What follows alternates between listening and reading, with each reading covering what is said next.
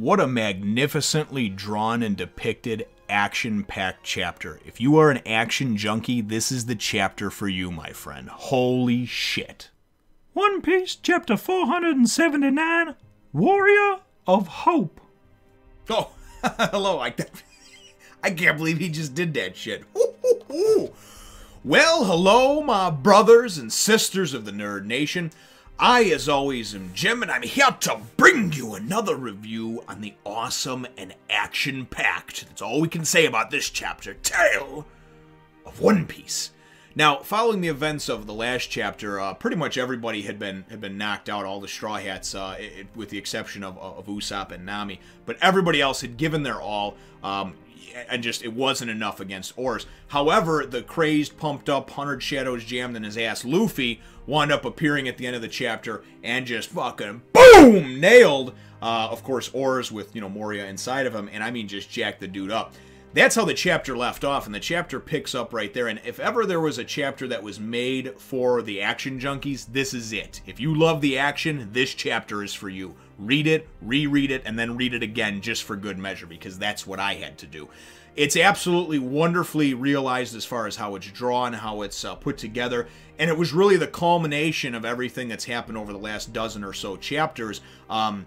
Seeing Oars, of course, be released on the Straw Hat Pirates and watching them just try with all their might, but ultimately fail being able to take down this gargantuan behemoth of a beast, right? Luffy, though, however, just giant pumped up like, Smurf Luffy, because he's blue, we can see on the cover with all these shadows inside of him. I mean, he just fucks Oars up. That's what this is. This isn't even a battle. This is a one-sided beating is what it is, right? This looks like a gang beating, like 10 or 12 guys just standing around somebody, kicking them and punching them and stuff like that. But there's only one dude, right? Luffy at one point has Oars by the hair and it's like fucking boom, boom, boom, boom, and he's slamming him back and forth, right? And this dude's as big as a building, right? And don't get me wrong, I know that he's probably a little bit worn down from, all the attacks coming from the Straw Hats and everything, and I know that Luffy's really pumped up because all these shadows in him, but holy shit. I mean, he pulls out all the stops, right? And what I like about it is you got all the onlookers. Everybody's looking on, Lola and, Lola the kisser, Lola the proposer, and her pirates are looking on. They eventually wind up kind of meeting up with and speaking with Nami and even Usopp and explaining, hey, listen, we're sorry that we kind of jammed all these shadows in your captain without your permission. We should have asked, but you know what? This is what needed to happen. The sun's going to come up soon. This is the only way we could see out of this. So, he wanted us to keep sticking him in there, and we did, and, now he's fucking super, super powered. So it was absolutely wonderful seeing all of just, I shouldn't even say all of the, because you don't see a lot of individuality from it except for towards the end when you see him actually use a sword, but just knowing that he's pumped up and he's got the strength and anger and determination and fire and will of 100 others, plus his own, all jammed into his little, little rubbery skinny boy package, and it's cool how they kind of hulked him up for this too. I really thought that was a great call by Oda.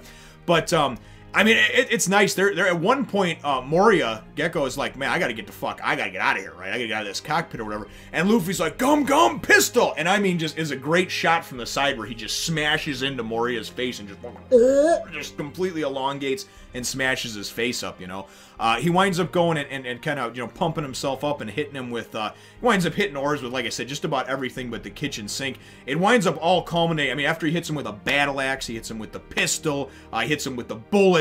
He does all these different moves on him. Oars goes to come at him again. He winds up going, or actually I think Oars is the one that's coming with the gum bullet, and he winds up actually going and pulling out that sword, because now we know that he has like the skills of a swordsman, of a naval gentleman, I guess, a naval officer, one of the shadows that's inside him, and he just slashes his ass.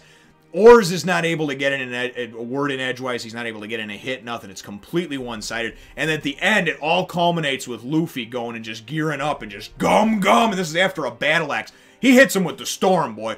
And that's got to be one of the coolest moves ever, because it's like the Gatling gun, but it's like the Gatling gun if the Gatling gun smoked some crack, man. A big fat bag of crack. Because he's just like, and just comes at him with just, oh my god, it's such ferocity. We first saw it, obviously, that this move used against Crocodile and Alabasta, and he literally drove Crocodile through the bedrock up, from the underground chamber that they were in, and, where the poneglyph and everything, like through, whatever, 50 or 100 feet of bedrock, and still drove him up in the fucking air. It's a crazy, crazy move. And I actually thought that, if I recall, I thought somebody told me in the comments, maybe they were just trying to kind of not spoil things for me. They said, oh yeah, well, I'm glad you like it because you don't see it again, or he doesn't use it again or something. I know somebody wrote something like that. So and I've seen it a few times since then. So every time I see it, it's like a pleasant surprise, because in my mind, I kind of went backwards in the sense I was like, oh, okay, well, somebody told me he doesn't really use it anymore. So again, whoever that was, if you wind up watching this video, thank you for doing that, because it's nice. It was something that I was expecting to see all the time, and we haven't seen it all the time, but we have seen it a few times. And every time I do, it's now a surprise, because I keep thinking in the back of my mind, well, they told me that he doesn't really use it anymore. So, and I might have even misinterpreted and read the comment. Either way, don't care. Thank you. Appreciate it. So, very cool stuff, though. Anyway, like I said, it winds up ending up with him going and doing the storm and just laying him the fuck out. Now, as this is all happening, remember, he only had 10 minutes of Super 100 Shadow Power inside of him. So, after that 10 minutes is up, right after he's done with the storm, immediately preceding that, Moria falls to the ground, Oars falls to the ground, they both look knocked the fuck out, and Luffy's just, like, out. He's just completely, he goes and shrinks back down to regular Luffy, and it just looks like he's passed the fuck out. That's what the end of the chapter actually looks like, after he winds up using the storm on him over here. So, I'm pretty sure that, yeah, here we go. This one is great when he goes and just topples him and he throws him upside down. There's so many double-page spreads in here that it's actually amazing that there's still as much action-filled content in the chapter. I don't even know why I hold this up. I'm sure many of you either read along, maybe the scans online, or if you have the volumes yourself. But I just, a lot of times I just like illustrating some of my favorite panels. Obviously the storm is a favorite one for me, and just everything that precedes it too, because afterwards, as he goes and shrinks back down and kind of comes down after he just does all this damage to Oars and just lays him out, and then you just got, it's just great, wind up getting this, everyone's shadow will be released, right? He beat Oars and Moria, everyone's shadow will be released. And then I love this, our savior did it, thank you, Thriller Bark has fallen. And I just look at that, I'm just thinking, man, that's so nice. And it's like, I just want to look at Moria and be like, you got knocked the fuck out, Because it's just so gratifying to see that, especially seeing everybody fighting together as they did for several chapters.